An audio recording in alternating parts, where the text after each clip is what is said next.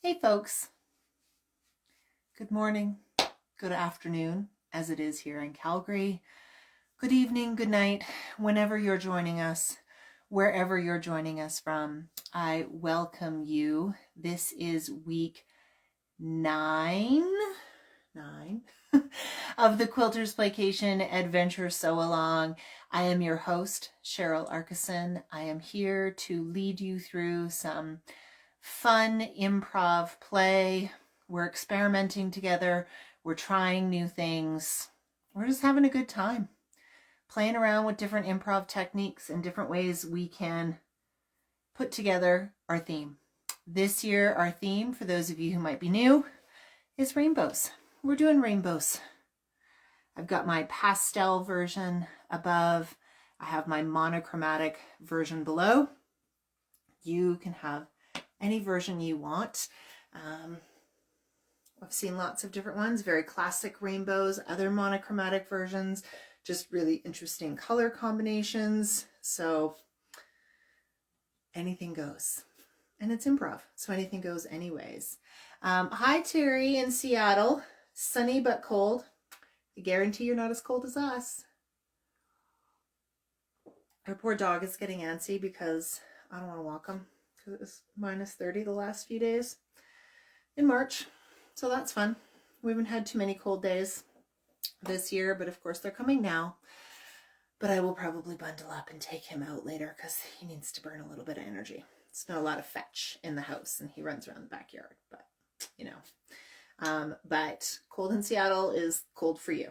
So love that. Oh, thank you for the compliment on my shirt. This is actually really old. I don't even know if the company is still doing stuff.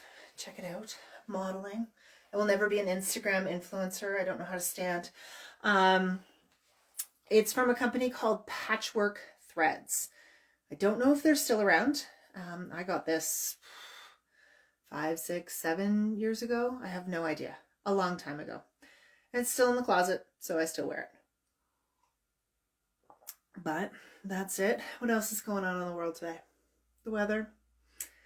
My son's trying to have a nap on the couch in the next room because we're still not feeling well. Yay.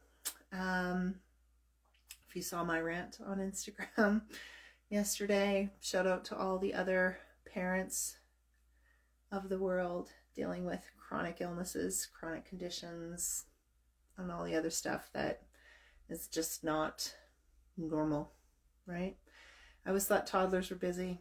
I always thought the sports would do me in, but this chronic illness shit, pardon my language, it's doing a number on me.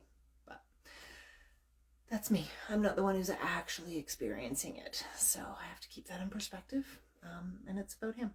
So I'm going to do what it takes for him, which means I've been home a lot and we've been doing different things. Today, he made homemade Cheez-Its all by himself. And they're delicious. I don't know why anyone would buy them because they really weren't that hard.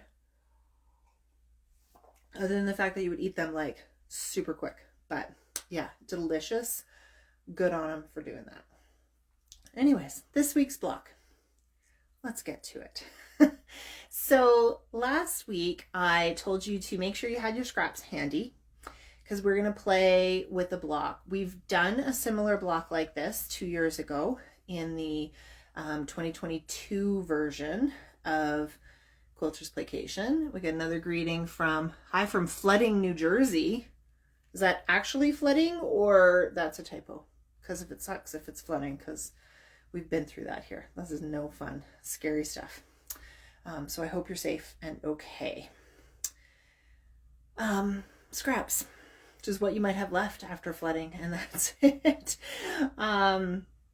So we've got all these different kind of weird pieces and wedges and cuts and triangles and maybe some strips. So you want to clean up the edges of your fabric. That's all good. Sorry, I got distracted by something.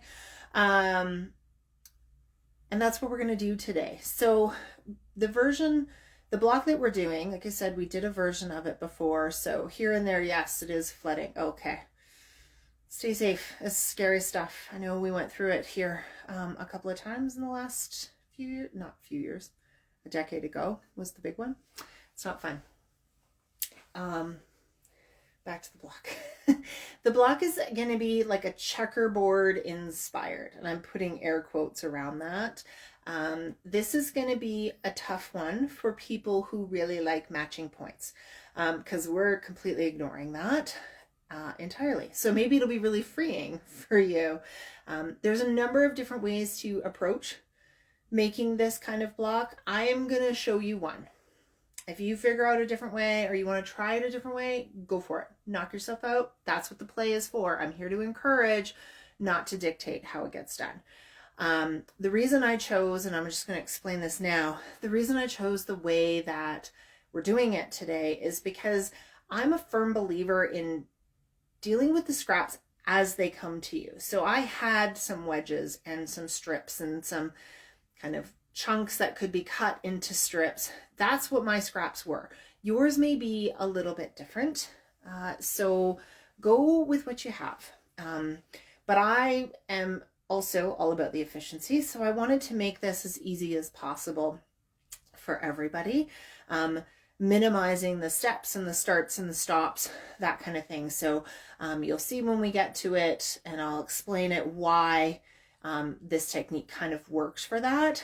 But if your brain is working in a bit of a different way, and you think checkerboard and you just think all those individual pieces, go for it, right? At the end of the day, we just want you to have fun and play and not get stressed out. I will encourage you to try it the way that I'm showing you, but it doesn't mean you have to by any stretch of the imagination. All right? So I'll put my tea down. We'll head over here. Look at the scraps. I've already kind of pre-sewn a lot of what we're doing so that you don't have to just watch me sew, because that's not that exciting. All right, let's flip the camera around. Say hello to the ladies. Whoops. Say hello to the ladies. I just need to switch where this is. There we go. So that I can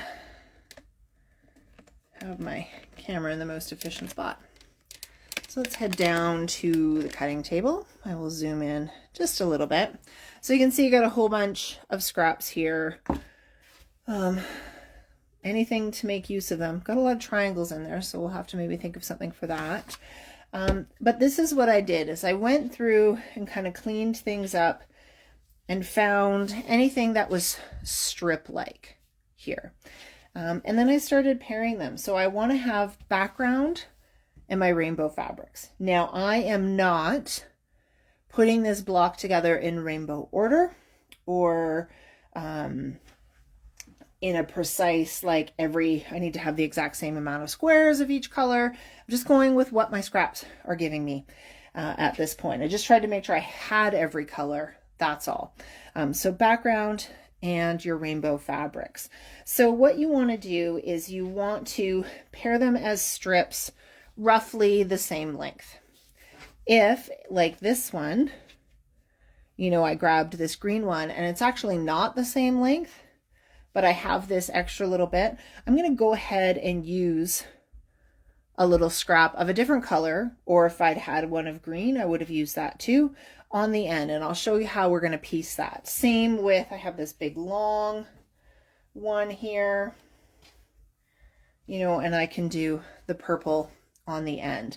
Now, how big should these pieces be? Go with what you got, right? Just know that if you start working with skinnier strips, smaller bits, see how that strip's a lot skinnier? It's just going to mean more sewing to assemble the final block. Does that mean anything bad or good? No, it's just a little bit different, right?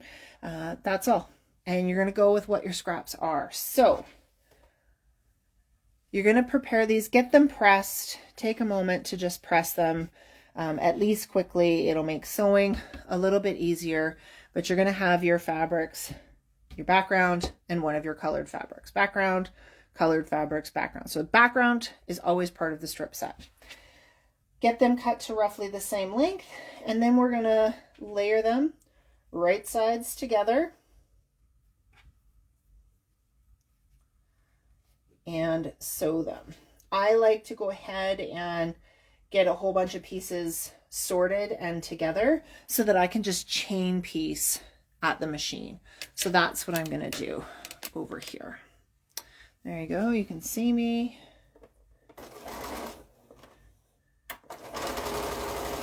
That does not want to go through. Did I? Oh, I thought I broke my thread. I did not. Right, just go all the way down. Straight sewing. Now, when we have these pieces where we have the two, I've just got them laying on like that. And I'm just going to go as if this was two separate pieces, meaning the background, like it was another, I'd cut the background piece to be the same as this pink one. I would have chain pieced. Well, I'm just saving myself the effort of cutting that at this point. I will cut it, just not right now. And my green and my pink are not sewn together. Much like in this one, you can see that gap that I've left between the purple and the green. There just was no gap on the previous one, but there will be on this one.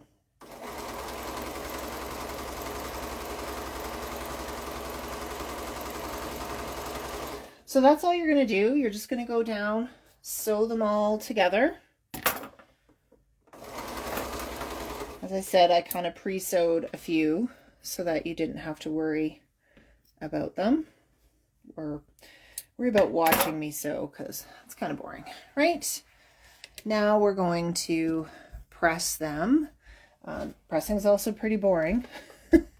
I'm just going to press them flat. And then I'm going to open that to the other side. And I'm just pressing to one side. If you prefer to press open, go for it. There will be a lot of seams in this block. And so if you press open, you do run the risk of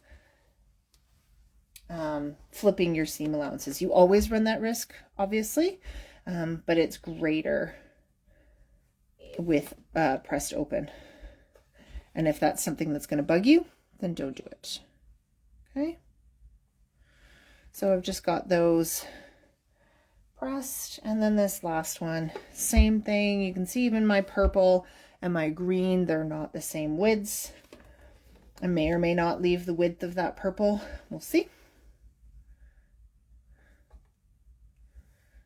Just go down all of that. Pretty straightforward stuff, right? Get your scraps, sew some strip sets together, kind of always having a background piece and then whatever your rainbow piece. So I have all of these pieces now. Now is when I'm going to trim them. You can kind of get fancy and sew another strip set together like this, right? And then trim them.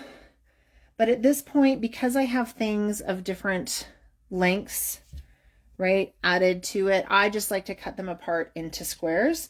But let's say you had a whole bunch that were similar lengths, you could absolutely sew another strip set together and then trim it, right? Like I could do that with this one and there because it's the same size, but I'm going to go ahead and just trim these. Now, what do I mean by trim them? I mean cut them into sort of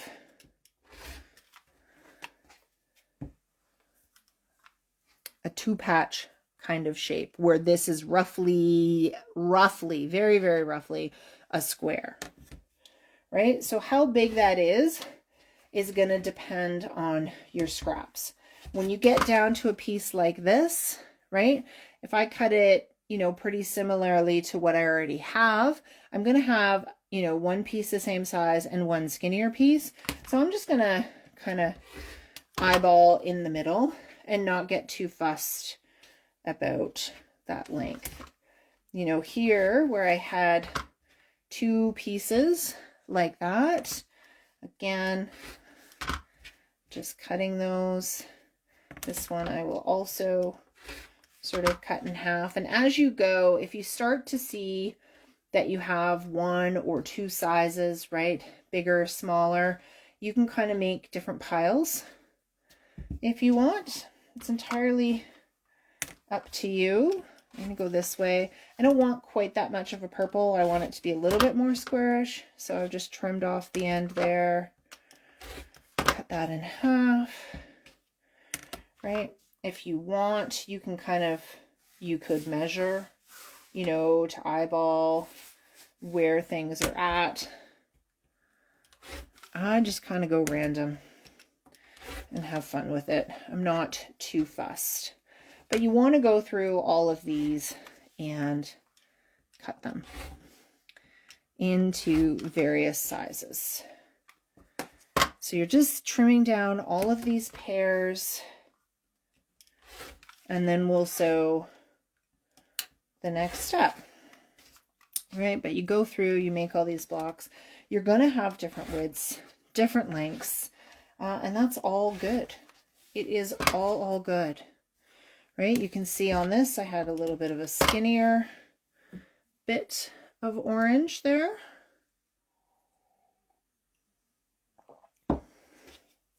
Which is also incredibly fine. Put some smaller ones there and a bigger one there.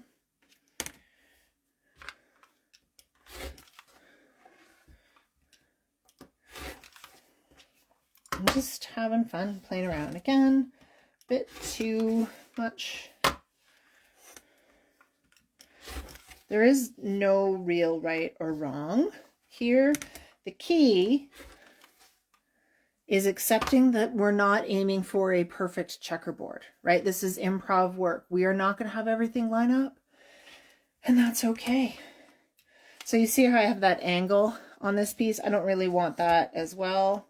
That comes from having used those wedges, so trimmed that off before I cut it. That one's a little bit wide again, so trim some of that off. And again, put it in pieces. Okay. So I've got everything kind of cut down to pieces here. This is where you have a few choices on how you put this together. If you have a lot of blocks that are pretty similar in size, again, they don't have to be the same size, but similar in size, then the one way I would suggest you put them together is in pairs, right?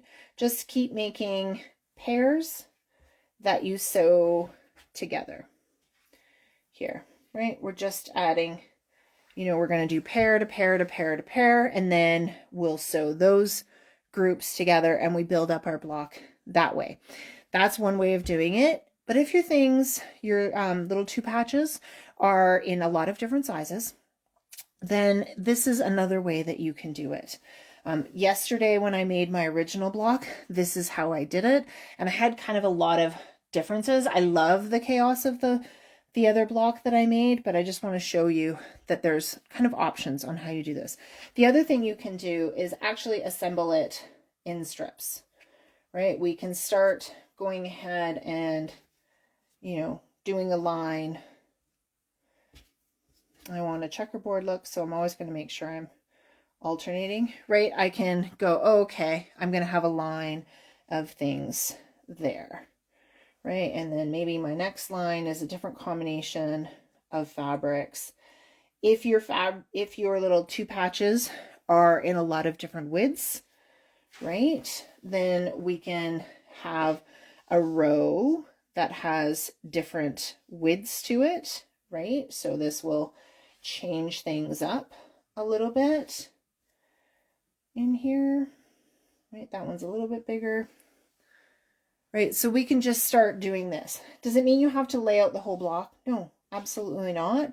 It just means that we're kind of trying to match things up, you know, according to size in there. And we're going to assemble these strips, right? These rows.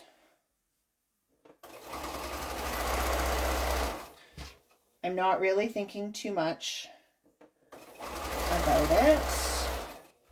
I'll probably grab from this other pile over here, right? Just as I go. So I'm sewing pairs to pairs. And then we'll turn those into rows once we attach them to other things, right? They're not going to perfectly line up. None of them will be the exact same height, and that's okay. That's the whole point of this. This is like a really wonky checkerboard. Think of it that way.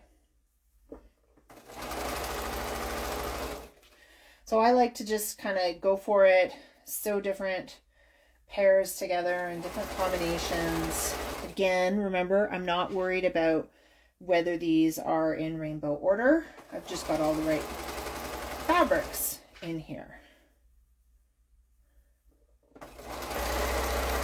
I'm going to leave a few extra here because I don't know if these are going to be long enough once I sew this all together. So I'll leave a few, do one more.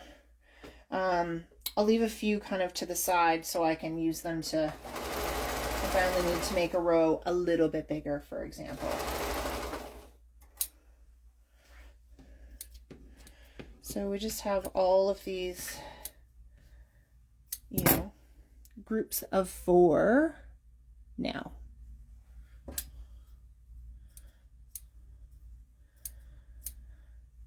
You may end up sewing more together than you need. I don't know. We're just going to have to see, right? So now I'm going to grab 2 groups of 4s and sew them together. So I've got one group of 4, another group of 4, and I'm going to sew them together here. If you have kind of weird angles in your seam allowance, just use your scissors and trim those out to give you kind of a straightish line. Don't worry about it too much. You just want to remove any excess fabric that might affect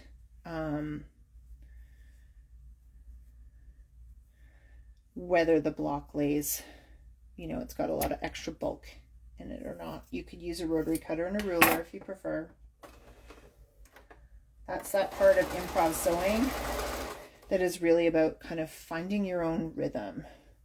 Now, just make sure when you're sewing these that, you know, I'm not sewing, well, it really doesn't matter, but I prefer to keep that checkerboard effect. So I don't want to have that 2 rainbow fabrics together. I want to have the background there, but maybe you do, right? That's totally fine.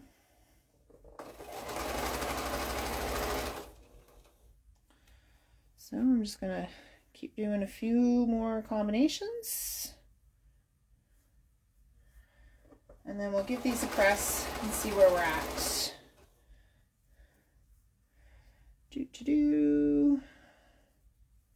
You can absolutely have the same colors in each row. There's no rules about that.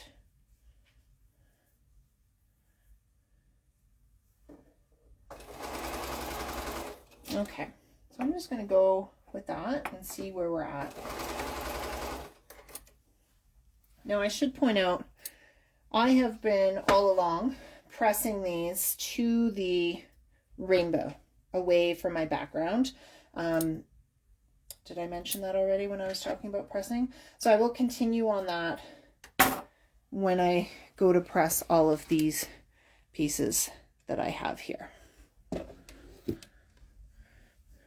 Okay. So just, it's going to take, you know, 1 minute, walk across, press across.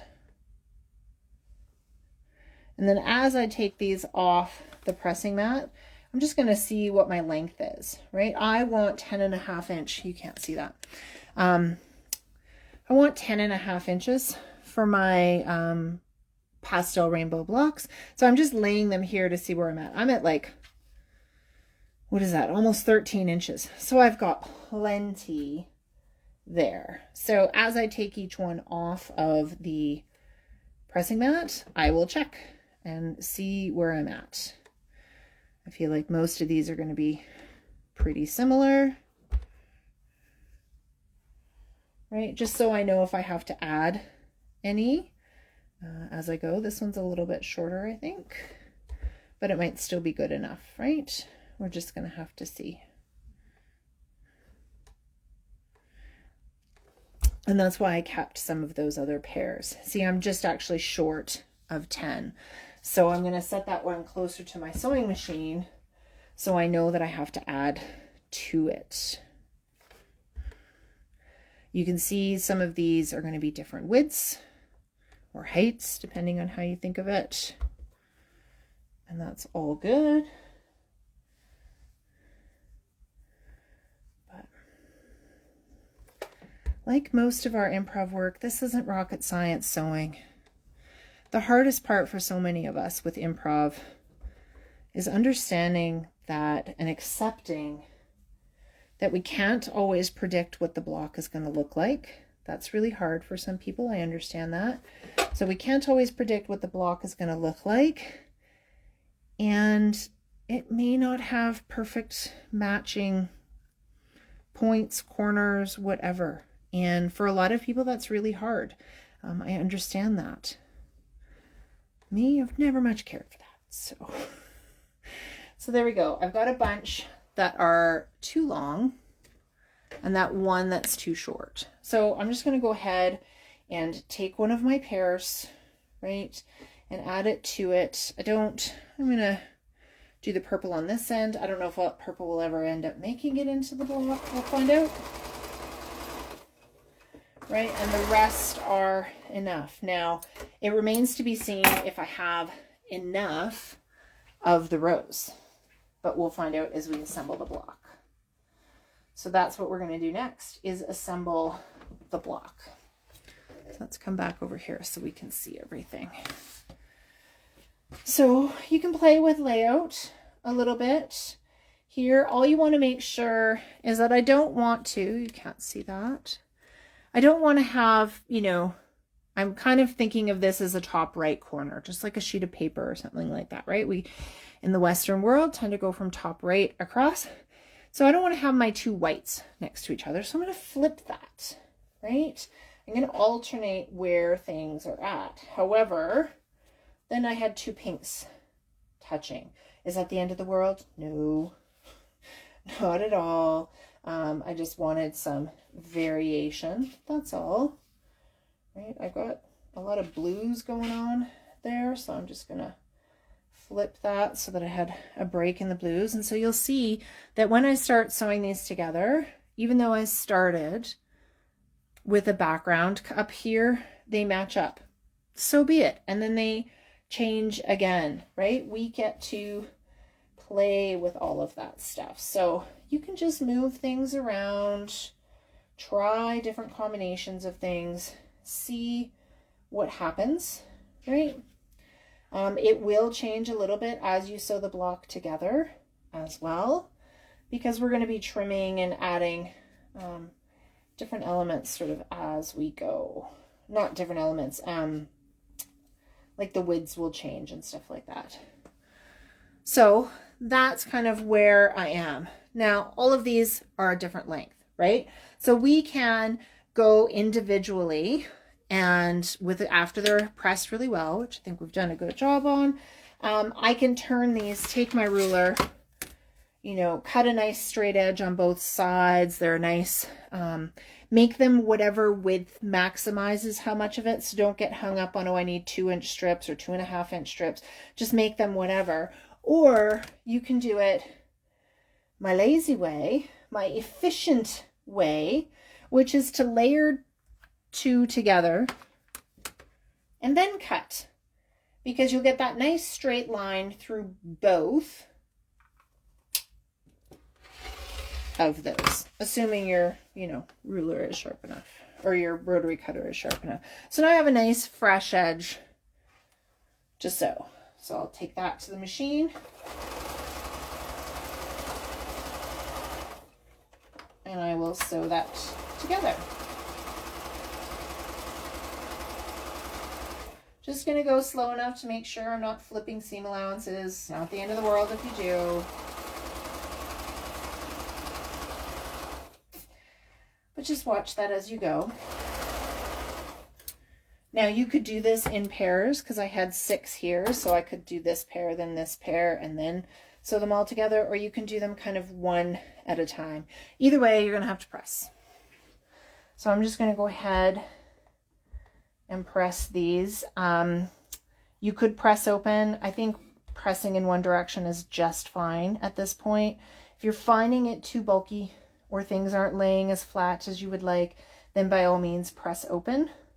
But I'm going to go with one direction. The only thing is that whatever direction you choose is how you should continue on, right? Don't change directions here, there, and everywhere.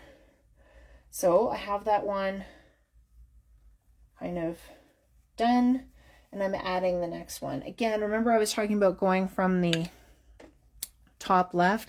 I'm roughly lining them up on this left-hand side. You could line it up on the right-hand side if that makes more sense to you. It's okay. So I'm definitely going to have extra, we'll call it width in my block. But I may have to make another row to have it be long enough. I guess we'll find. Time will tell, right? Time will tell.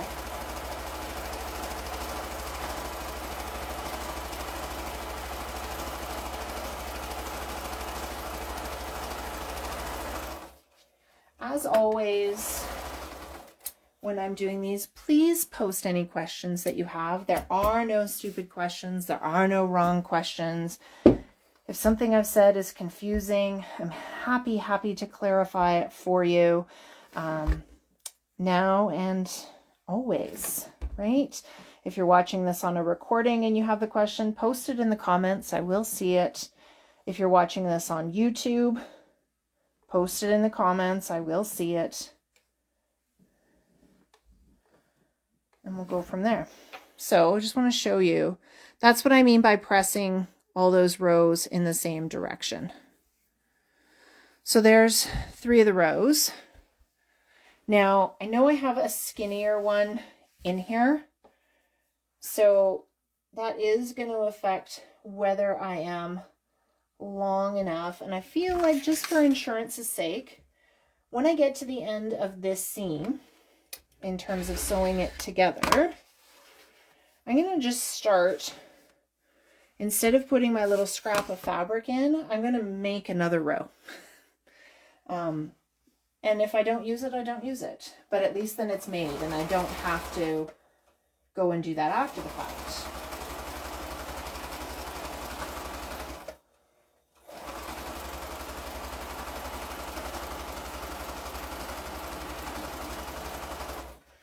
Just trying to be a little more efficient. I already had one extra pair here. So it's only going to take a couple extra little seams. It's no big deal. So again, just keep going. Just keep going. Now, if you did the path where instead of assembling it into rows, you did little 4 patches, then you're going to start sewing 4 patches to 4 patches, right? And just building it up that way. You probably want to double check your size, right? Once you have a 4 patch together, is that a quarter of the size of your block, of your desired block? Is that a third? Right? You're going to have to figure that out so you just don't do more sewing than necessary in there. So there we go. Keeping on with my left-hand side line up. Right. Grab another sip of tea. I'm pretty sure I will definitely need that extra row that I'm making. But I do have to keep in mind that this is longer than I need it, so my perspective might be skewed. I won't know until I add it in. And then press. Right. Go over here.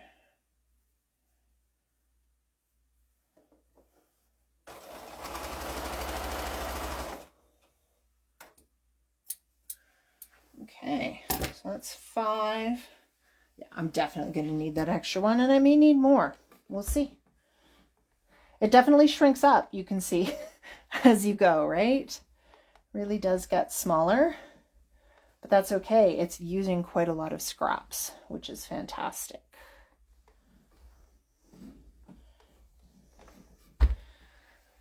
Okay. Let's sew that one on. We need that to be over here.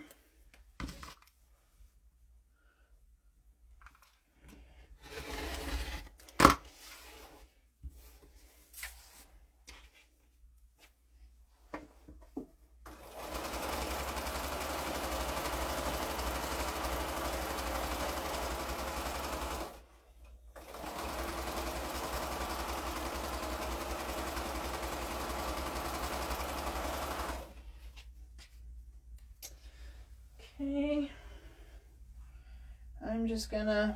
I've still got some scraps, so I'm gonna sew them together just in case. But I think you've got the idea at this point. We're just gonna keep adding to get this up to size, right? I do have that additional row made, so maybe we'll just add the one more on. I do want to say, for those of you who joined me off of YouTube, I apologize for such a delay in getting last week's up.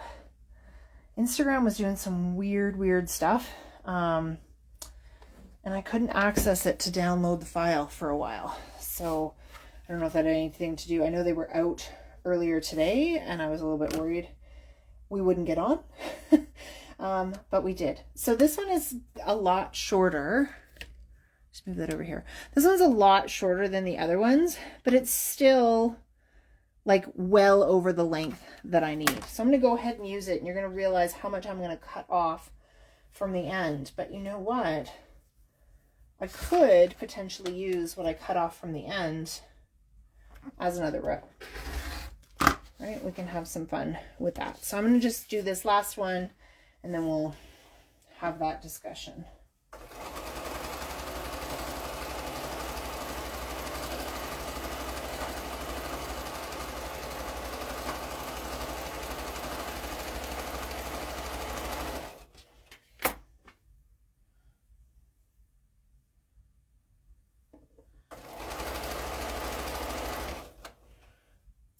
Okay,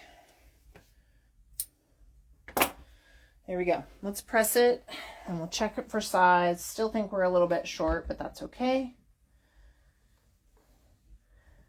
We'll probably just leave it at that for the recording for now. And I'll show you the other block, because I don't think I showed you that yet, did I?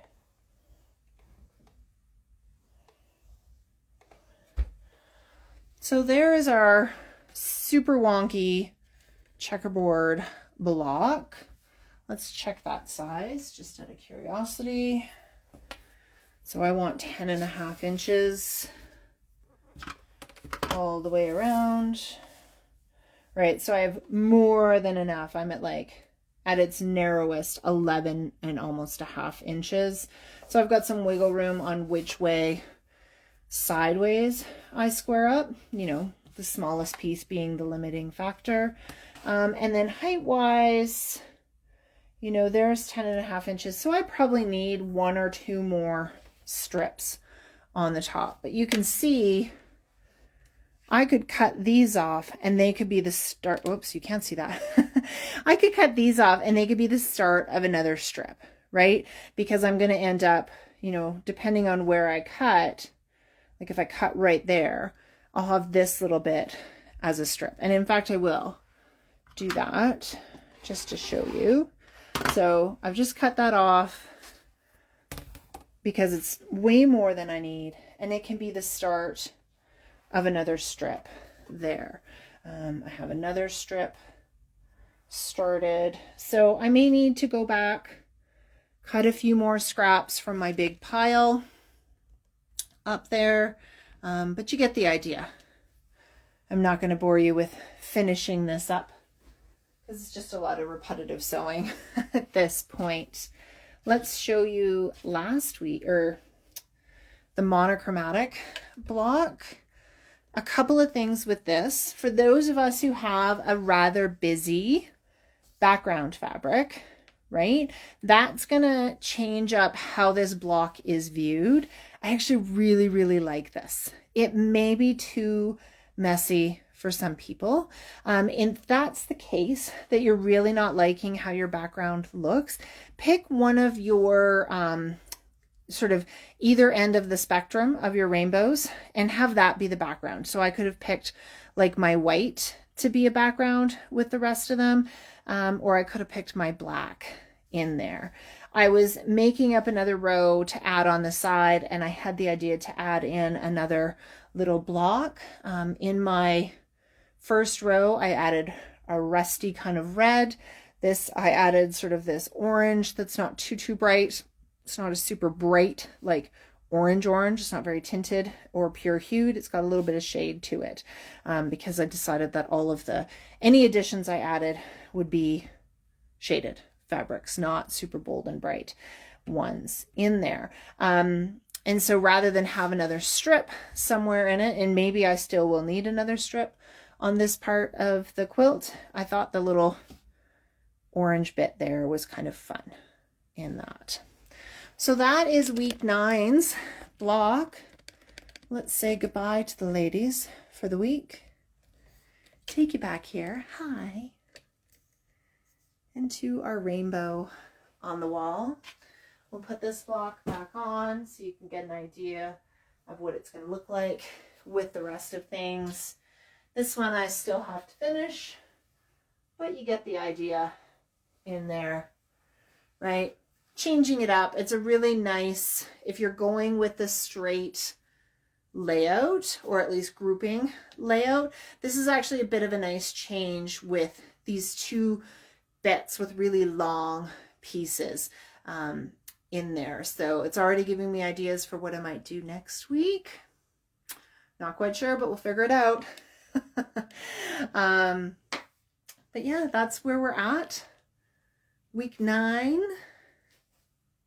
I'm just going to scroll and check that there were no questions. Didn't notice any come through, but I could have missed them. You know, a few hellos and stuff, but that's it. So thank you, everybody. Thank you for always being here. Thank you for playing. I really appreciate it. Spread the word. Remember, if you make blocks and you want to post them, use the hashtags Quilters Playcation, QP Adventure Sewalong, or QP Adventure Sewalong 2024. It's how I will see your blocks, as well as others. And feel free to share the video around if you got inspired or particularly liked today's block. If you just want to show people my shirts, whatever it is, right? Anything goes. So thank you, everybody. I'm really glad you were here with me on this cold in Calgary day. It's starting to snow. Sorry, I got distracted. I looked outside and I can see snow falling. Yay. And with my daughter, she's so over winter. We're usually still having winter at this point. We're nowhere near spring. Not even close. But I'm starting to be with her. If it wasn't this cold, it might be better. Anyways, I'm Canadian. We can talk about the weather all day long. So thank you, everybody. We will see you next week for week 10. But for now, this was Cheryl Arkeson on the Quilters Playcation Adventure Sewalong, the rainbow version. Have a great week. Bye-bye.